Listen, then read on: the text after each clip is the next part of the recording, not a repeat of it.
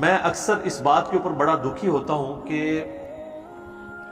اگر آپ ڈر رہے ہو کسی مسلمان کو قرآن کی آیت پیش کرتے ہوئے تو ایک لمحے کے لیے سوچیں کہ وہ شخص مسلمان ہے بھی یا کہ نہیں، کہ جس کو آپ ڈریں کہ میں نے ابھی اگر اسے قرآن کی آیت پڑھ کے سنائی نا تو مجھ پہ فوراً گستاخی کا فتویٰ لگا دے گا۔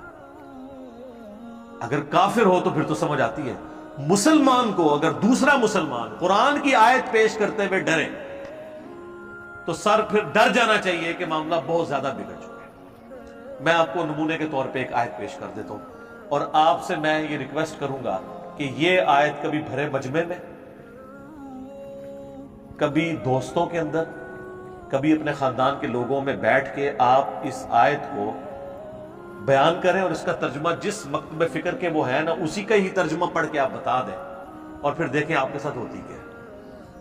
حالانکہ قرآن کی آیت ہے، ترجمہ بھی ان کے اپنے علماء نے کیا ہوا، خواہ احمد بریلوی صاحب کا ترجمہ اٹھا لیں، اشرفی تھانوی صاحب کا اٹھا لیں، جونا گڑھی صاحب کا اٹھا لیں، فتح محمد جلندری کا اٹھا لیں، سید فرمان علی شاہ کا اٹھا لیں، میں نے سارے فرقوں کے علماء کے نام دے دیے۔ یہ سنیں جی آیت سورۃ الاعراف آیت نمبر 188۔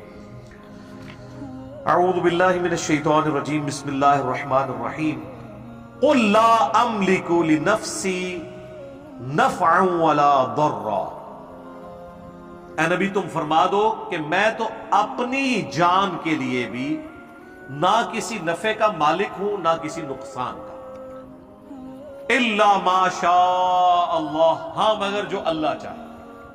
اگر نبی علیہ السلام کو اپنی ذات کے حوالے سے اختیار نہیں ہے تو کسی دوسرے کو نفع دینا تو یہ بہت بڑی بات ہو جائے گی۔ اور ابھی یہ بات کنکلوڈ نہیں ہوئی، یہ آیت اس میں آگے چل رہی ہے۔ وَلَوْ كُنْتُ أَعْلَمُ الْغَيْبِ، اور اگر میں خود غیب جان لیتا ہوتا، جس طرح کہ ہمارے بریلویوں کا یہ عقیدہ ہے، جب ہم انہیں یہ بات کرتے ہیں تو وہ آگے سے لڑتے ہیں، نہیں ہم تو کہتے ہیں اللہ بتاتا ہے۔ نہیں، یہ مسئلہ نہیں ہے۔ آپ یہ کہتے ہیں کہ اللہ تعالیٰ نے یک مشت سارا علم دے دیا ہوا، اب نبی علیہ السلام کو اللہ کو کنسلٹ کرنے کی ضرورت نہیں، وہ خود ہی حاصل کر لیتے ہیں۔ یہ نہیں ہم کہہ رہے ہوتے کہ آپ یہ کہہ رہے ہیں کہ وہ اللہ کی مدد کے بغیر حاصل کیا، نہیں، آپ کہتے ہیں سب کچھ مل گیا۔ یقین نہ ہے تو آپ اعلیٰ حضرت کا ترجمہ پڑھ لیں، الرحمن علم القرآن خلق الانسان علمہ البیان، اس کا ترجمہ انہوں نے کیا ہے کہ اللہ تعالیٰ نے انسانیت کی جان محمد صلی اللہ علیہ وآلہ وسلم کو پیدا کیا اور ما کان و ما یکون کا علم انہیں سکھا دیا۔ ما کان و ما یکون یعنی جو کچھ تھا اور جو کچھ ہوگا سب کا علم دے دیا۔ تو اب فرق صرف رہ گیا ذاتی عطائی کا۔ ویسے تو اعلیٰ حضرت کہتے ہیں الدولۃ المکیہ کے اندر جو انہوں نے علم الغیب کے اوپر کتاب لکھی ہے، وہ کہتے ہیں کہ انبیاء اور اللہ کے علم کا تو ایسا ہی فرق ہے جیسے ایک سمندر ہو اور دوسری طرف ایک قطرہ، کوئی اگر پرندہ اپنی چونچ میں لیتا ہے تو اتنا ڈفرنس ہے، لیکن جب ڈفرنس پوچھے کہ جو اتنا بڑا ڈفرنس ہے کہیں پھر جھلکنا تو چاہیے نا۔ تو جیسے ہی آپ یہ بات کریں کہ آپ نبی کے علم کو ناپ رہے ہیں، آپ تو بڑے گستاخ ہو گئے۔ ناپا تو آپ نے خود ہے، آپ نے کہا کہ سمندر اور قطرے کا فرق ہے، تو کوئی ہمیں موٹا سا فرق بتا دینا تو فوراً گستاخی کا فتویٰ لگائے گا۔ اور یہاں پہ اللہ تعالیٰ کیا فرما رہا ہے؟ اے نبی تم فرماؤ اگر میں خود غیب جان لیتا ہوتا، یعنی میرے پاس یہ کمپیٹنسی ہوتی، یہ کوئی کمپیٹنسی نہیں ہے۔ جس طرح عورت کو اختیار نہیں ہے کہ وہ اپنا دودھ اتار سکے جب تک وہ دوائی استعمال نہ کرے یا نیچرل اس کی پریگنینسی نہ ہو جائے، اپنے اختیار میں نہیں ہے اس کے، اسی طریقے سے کسی پیغمبر کے اختیار میں نہیں یہ چیز ہوتی کہ اسے کوئی غیبی خبر پتہ چل جائے جب تک اللہ تعالیٰ اس پہ ظاہر نہ کر دے۔ یہ کوئی کمپیٹنسی نہیں جو آپ سیکھ لیں گے اور پھر آپ جب چاہیں فارمولہ لگائیں اور آگے رزلٹ نکلے، نہیں۔ اگر تم فرماؤ میں غیب جان لیتا ہوتا لستکثرت من الخیر، تو میں تو بہت خیر کثیر جمع کر لیتا۔ وما مسنی السوء، اور مجھے کبھی کوئی تکلیف بھی نہ پہنچتی، یعنی اگر مجھے مستقبل کا خود پتا ہوتا تو مجھے تکلیف ہی نہ پہنچتی۔ بالکل نیچرل چیز ہے، اگر ایک شخص کو یہ پتا چل جائے کہ میں یہاں سے نکلوں گا اور فلاں روڈ اتنے بج کے اتنے منٹ پہ کراس کروں گا تو ایک ٹریلا مجھے نیچے دے دے گا، تو وہ تو نکلے گا نہیں، اپنا راستہ بدل لے گا۔ واقعی جس کو غیب کا علم ہو جائے تو اس سے تو کبھی بھی کوئی تکلیف نہیں پہنچ سکتی۔ اور یہ نبی علیہ السلام کے حوالے سے بات ہو رہی ہے، بابے کدھر، بابے کدھر، ہائے ہائے ہائے۔ اے نبی تم فرماؤ اگر غیب میں خود جان لیتا تو میں بہت سا خیر کثیر جمع کر لیتا، مجھے کبھی کوئی برائی نہ پہنچتی، مجھے کوئی تکلیف نہ آتی کبھی۔ ان انا الا نذیر و بشیر، میں تو نہیں ہوں مگر ڈر سنانے والا آخرت کا اور خوشخبری دینے والا جنت کی، لقوم یؤمنون، ان لوگوں کے لیے جو بات ماننا چاہیں۔ ویسے عموماً ترجمہ کر دیتے ہیں ایمان لانے والوں کے لیے، اصل میں اس کا ترجمہ یہ بنتا ہے جو بات ماننا چاہیں۔ ایمان والے وہی ہوتے ہیں جو بات مان لیں، اور جو نہ ماننا چاہیں ان کے لیے قرآن میں کوئی ہدایت نہیں۔ سر یہ آیت آپ صرف ترجمہ اس کا پڑھ کے بتا دیں کسی مجلس کے اندر، اور 295C سے آپ ذرا بچ کے بتائیں مجھے۔ تو سر جس ملک میں، جس قوم کے سامنے، جس امت کے سامنے آپ اس امت کے پیغمبر کی کتاب کی ایک آیت نہ پیش کر سکیں تو سمجھ لیں کہ اس امت نے ابھی تک پیغمبر کو پیغمبر نہیں مانا، جیسا کہ ماننے کا حق ہے۔ اللہم لا تجعلنا منہم، رضیت باللہ ربا وبالاسلام دینا وبمحمد نبیا ورسولا، آمین صلی اللہ علیہ وآلہ وسلم۔ آگے چلیں، سورہ بنی اسرائیل میں اللہ تعالیٰ نے آیت نمبر 56 اور 57 میں یہ مقدمہ مزید کھول کر بیان کیا، جس کے بعد کوئی گنجائش نہیں رہ جاتی۔ یہ چند لاجواب کر دینے والی آیات میں سے ایک آیت کا پورشن ہے۔ قُلِ ادْعُوا الَّذِينَ زَعَمْتُم مِّن دُونِهِ، اے نبی تم فرما دو کہ جن ہستیوں کے بارے میں تمہارا زعم ہے نا اللہ کے سوا، تو انہیں پکار کے دیکھ لو، پکارو۔ فَلَا يَمْلِكُونَ كَشْفَ الضُّرِّ عَنْكُمْ وَلَا تَحْوِيلًا، نہ تو وہ کوئی تم سے تکلیف دور کر سکیں گے نہ بدل سکیں گے۔ وہ کہتے ہیں نہیں جو بندہ 11ویں دیتا ہے نا تو یا تو اس کی تکلیف دور ہو جاتی ہے یا وہ بدل کے کسی دوسرے پہ ڈال دیتے ہیں، پھیر دیں دینے دشمنال پھیر دیں دینے۔ اللہ نے پھر دسیا ہے کہ نہ کوئی دور کر سکتا ہے نہ پھیر سکتا ہے۔ اولئک الذین یدعون یبتغون الی ربہم الوسیلہ، اور جن کو تم پکار رہے ہو نا مدد کے لیے وہ تو خود اپنے رب کو پکارتے ہیں۔ اب یہ بتوں کے بارے میں آیت نہیں سر، یہ اللہ کے نیک بندوں کے بارے میں کوئی آیت پیش کر رہا ہے بتوں کے بارے میں، دیکھو وہ تو اپنے رب کے حضور خود وسیلہ تلاش کرتے ہیں۔ وسیلہ سے مراد نیک اعمال کے، اور وہ اللہ نے ساتھ لیے کر دیا۔ ایہم اقرب، کون ان میں سے اللہ کے قریب ہو جائے۔ وَيَرْجُونَ رَحْمَتَهُ، اور وہ تو خود اللہ سے اس کی رحمت کے طلبگار رہتے ہیں۔ وَيَخَافُونَ عَذَابَهُ، اور ڈرتے رہتے ہیں اس کے عذاب سے۔ إِنَّ عَذَابَ رَبِّكَ كَانَ مَحْذُورًا، بے شک تیرے رب کا عذاب چیز ہی ایسی ہے کہ اس سے ڈرا ہی جائے۔ ہائے ہائے ہائے، اللہم اجرنا من النار۔ اچھا یہ آیت ایسی ہے کہ اس کے کانٹیکسٹ میں ایک حدیث ہے بخاری اور مسلم میں، یہ کہتے ہیں کہ شان نزول بھی ساتھ بتایا کریں، سوڑ لو پھر شان نزول۔ اسی آیت کا شان نزول بخاری اور مسلم دونوں میں عبداللہ ابن مسعود کہتے ہیں یہ آیت ان جنات کے بارے میں نازل ہوئی تھی کہ جو جنات کلمہ پڑھ کے مسلمان ہو گئے تھے، لیکن کافر جب جنگلوں میں جاتے تھے نا تو انہی جنات کی پناہ حاصل کرتے تھے۔ یعنی جب کسی جنگل میں جاتے تھے تو کہتے تھے اس جنگل پہ جس جن کی حکومت ہے نا ہم اس کی پناہ میں آتے ہیں کہ وہ ہماری مشکل کشائی کرے۔ تو اللہ تعالیٰ فرما رہے ہیں وہ تو خود اللہ کے ساتھ ایمان لا کر اللہ کی طرف متوجہ ہیں، اور یہ اتنے جانور ہیں یہ لوگ، اولئک کالانعام بل ھم اضل، کہ آج تک انہی کو پکار رہے ہیں۔ اور سورہ جن میں تو آتا ہے نا کہ وہ جن گفتگو کرتے ہوئے کہتے ہیں کہ جنات کی سرکشی میں اضافہ اس لیے ہوا ہے کہ لوگوں نے ان کو مدد کے لیے پکارنا شروع کر دیا، تو ان کو بھی اپنی ویلیو پتہ لگ گئی، وہ خواہ بھائی بھونڈی چاہ گئے۔ تو یہ آیت کے کانٹیکسٹ میں بخاری مسلم دونوں میں حدیث ہے کہ یہ ان جنات کے بارے میں ہے جو خود مسلمان ہو چکے تھے، یعنی یہ بتوں کے بارے میں نہیں ہے۔ اس میں من دون ہی بھی آ گیا، جو کہتے ہیں من دون اللہ جو ہے نا وہ بت ہوتے ہیں، من دون اللہ انبیاء بھی ہیں، پیغمبر، فرشتے، اولیاء اللہ، جنات، انسان سب ہیں جب انہیں اللہ کے مقابلے پہ کھڑا کر دیا جائے۔ جس طرح میں نے پچھلی دفعہ عیسیٰ ابن مریم کے حوالے سے بتایا تھا، سورۃ المائدہ کی آیت نمبر 75 میں انہیں بھی من دون اللہ کہا گیا، اور ساتھ کہا گیا وہ نہ تمہارے نفع کے مالک ہیں نہ نقصان کے۔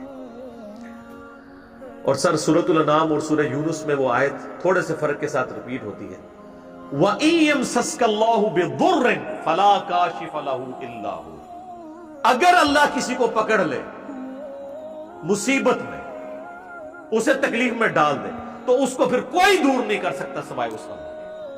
وَإِن يَمْسَسْكَ بِخَيْرٍ، اور اگر اللہ تعالیٰ کسی کے لیے ارادہ کر لے خیر کا، فَلَا رَادَّ لِفَضْلِهِ، تو پھر اللہ کے فضل کو کوئی دور نہیں کر سکتا۔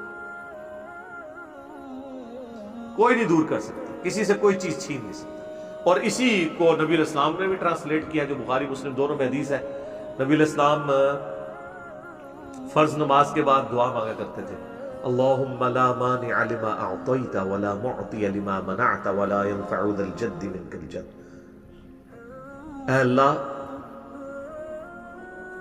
جسے تو عطا کرے اس سے کوئی چھین نہیں سکتا، جسے تو چھین لے اسے کوئی دے نہیں سکتا، اور کسی بھی شخص کو اس کا عہدہ اور منصب فائدہ نہیں دے سکتا. سیدھی سی بات ہے. صحیح مسلم میں حدیث ہے، جس کو اس کے عمل نے پیچھے چھوڑ دیا اس کا نسب اسے آگے نہیں لے کے جا سکتا. البتہ اگر کسی کا عمل درست ہے پھر نسب کا فائدہ ہوگا، پھر حسن و حسین ہی جنتی نوجوانوں کے سردار ہوں گے، اور سیدہ فاطمہ ہی جنتی عورتوں کی سردار ہوگی، جو صحیح بخاری میں آیا، مسلم میں بھی ہے، اور جامع ترمذی مسند احمد میں موجود ہے. رضی اللہ عنہم اجمعین وعلیہم السلام اجمعین آمین. میرے بھائیو، اللہ تعالیٰ کی کرم نوازی ہے کہ اس نے انسانیت کو بغیر پروٹوکول کے ڈائریکٹ اپنے سے مانگنے کی اجازت صرف نہیں دی ہے بلکہ حکم دیا ہے. آپ کو پتا ہے کہ آلموسٹ 17ویں صدی عیسوی کے اندر برٹش امپائر کے اندر ایک قانون پاس ہوا تھا، اسے کہا جاتا ہے میگنا کارٹا. آپ جا کے گوگل پہ لکھیں میگنا کارٹا، یہ ان کے آئین کا ایک حصہ ہے. میگنا کارٹا کے تحت ہر شخص کو رعایا میں سے یہ حق مل گیا کہ وہ اپنے حکمران سے جا کے اپنا ایشو ڈسکس کر سکتے ہیں. اس کو انہوں نے میگنا کارٹا کا نام دیا. تو ڈاکٹر سعد صاحب رحمہ اللہ فرمایا کرتے تھے کہ انسانیت کا میگنا کارٹا قرآن میں آیا ہے. یہ تو صرف ان کی رعایا ہے نا، ساری انسانیت، جن و انس سب کے لیے میگنا کارٹا قرآن میں ہے. سورۃ البقرہ آیت نمبر 186، وَإِذَا سَأَلَكَ عِبَادِي عَنِّي فَإِنِّي قَرِيبٌ. اے نبی، جب بھی میرے بندے آپ سے میرے بارے میں پوچھے نا تو آپ فرماؤ میں تمہارے بہت قریب ہوں. اُجِيبُ الدَّعْوَةَ الدَّاعِ إِذَا دَعَانِ. میں ہر پکارنے والے کی پکار کو سنتا ہوں جب وہ مجھے دعا کے لیے پکارے. لیکن شرط کیا ہے؟ فَلْيَسْتَجِيبُوا لِي وَلْيُؤْمِنُوا بِي لَعَلَّهُمْ يَرْشُدُونَ. لیکن لوگوں کو بھی چاہیے کہ میرا کہنا مانے، میری بات مانے، اور مجھ پہ ایمان لائے جیسا کہ ایمان لانے کا حق ہے، تاکہ وہ رشد و ہدایت پا سکے. یہ ون وے ٹریفک نہیں ہوگی سر، آپ کو بھی کچھ کرنا ہوگا پھر رسپانس آئے گا. صحیح بخاری میں نبی علیہ السلام نے جو ایک وظیفہ کیا کرتے تھے وہ رپورٹ کیا ابن عباس نے. وہ کہتے ہیں کہ ابراہیم علیہ السلام کو جب آگ میں ڈالنے لگے تھے نا، ابراہیم علیہ السلام بہت غیرت مند تھے توحید کے معاملے میں، تو انہوں نے اس وقت پکارا تھا حسبنا اللہ و نعم الوکیل. ہم نے اللہ ہی پر بھروسہ کیا، وہی بہتر کارساز ہے. اور ابن عباس کہتے ہیں تمہارے جد امجد ابراہیم بھی یہی کہا کرتے تھے، اور تمہارے نبی پہ بھی جب مشکل وقت آتا تھا وہ بھی یہی کہتے تھے حسبنا اللہ و نعم الوکیل. سر پورے قرآن میں انبیاء کی دعائیں ہیں، کس میں باب بزرگ کچھ بھی نہیں ہے، اور نہ کہیں تعلیم کیا گیا ہمیں کہ بابوں کو ڈال کے. انبیاء کی تعلیمات تو ہمیں سمجھانے کے لیے تھی، ایسا نہیں. جامعہ ترمذی میں ایک حدیث ہے، اس کی صحیح سند المستدرک للحاکم میں ہے اور سنن نسائی الکبریٰ میں، کہ نبی صلی اللہ علیہ وآلہ وسلم ہر مصیبت اور پریشانی میں کہا کرتے تھے یا حی یا قیوم برحمتک استغیث. اے خود سے زندہ ہر چیز کو تھامنے والے، میں تیری رحمت کے ساتھ تیری مدد کا سوال کرتا ہوں. اگر نون سے پڑھیں گے تو پھر جمع کا صیغہ ہو جائے گا. ہم سوال کرتے ہیں. نستغیث بھی درست ہے، استغیث بھی درست ہے. الحمدللہ. اور اس کو سپورٹنگ وہ حدیث جو میں نے پچھلی دفعہ بیان کی تھی بخاری اور مسلم دونوں میں، کہ 70 صحابہ کو جب دھوکے سے شہید کرنے لگے تو انہوں نے کیا کہا؟ اے اللہ ہمارے نبی کو ہمارے حال کی خبر کر دینا. ہم اپنے رب سے مل رہے اس حال میں کہ ہم اپنے رب سے راضی، ہمارا رب ہم سے راضی، ہم حضور کے دین پر ثابت قدم ہیں. اے اللہ ہمارے نبی تک ہماری یہ خبر پہنچا دینا. اور بخاری کے الفاظ ہیں حضرت جبرائیل نے آ کے خبر دی. انہوں نے یہ بھی نہیں کہا کہ اے جبرائیل آپ خبر پہنچا دیں، یا رسول اللہ انظر حالنا، انہوں نے نہیں کہا.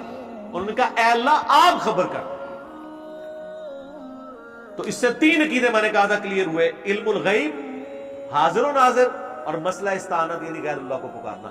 تینوں مسئلے جو انہوں نے بنائے ہوئے ہیں غلط طریقے سے وہ فارغ ہو گئے اس ایک حدیث سے. تو صحابہ تو یہ کرتے تھے، ان کو نہیں پتا تھا یہ قرآن میں آیت ہے وما نقموا الا ان اغناهم اللہ ورسولہ من فضلہ. وہ یہ مطلب نہیں لیتے تھے.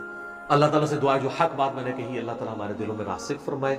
اگر جذبات میں میرے منہ سے کوئی غلط بات نکل گئی تو اللہ تعالیٰ ہمارے دلوں ہی سے معاف کر دے، ہمیں شرک کی لعنت سے بچائے، توحید کے اوپر قائم رکھے اور اس کا سپاہی بننے کی توفیق عطا فرمائے۔ امام الموحدین صلی اللہ علیہ وآلہ وسلم کی قیامت والے دن ہمیں شفاعت نصیب فرمائے۔ سبحانک اللہم وبحمدک، اشہد ان لا الہ الا انت، استغفرک واتوب الیک، وما علینا الا البلاغ المبین۔ جزاکم اللہ خیرا۔